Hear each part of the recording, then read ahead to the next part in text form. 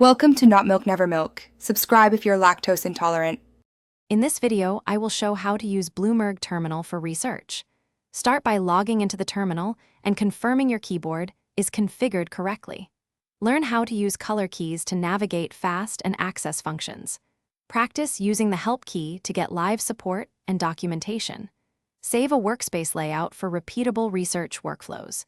Keep your login secure and use two-factor authentication if available for account safety. Open the command line and type a ticker or keyword to pull up assets quickly. Apply filters for asset class, geography, and data type to narrow results. Set real-time monitors for price, volume, and breaking news to stay updated. Use the FLDS function to view available fields and export options for your dataset. Practice exporting small samples to Excel to validate fields before running large downloads.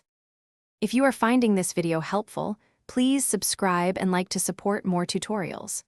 Quick recommendation: a book called The Simple Path to Wealth can change how you think about money and investing and pairs well with disciplined research habits on a terminal.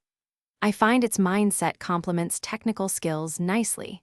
Check the description for the link and other deals, and now let's get back to the video.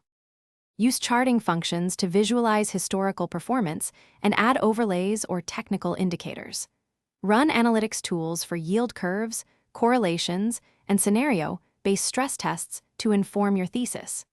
Export clean data to Excel or connect via API for automated modeling and backtesting.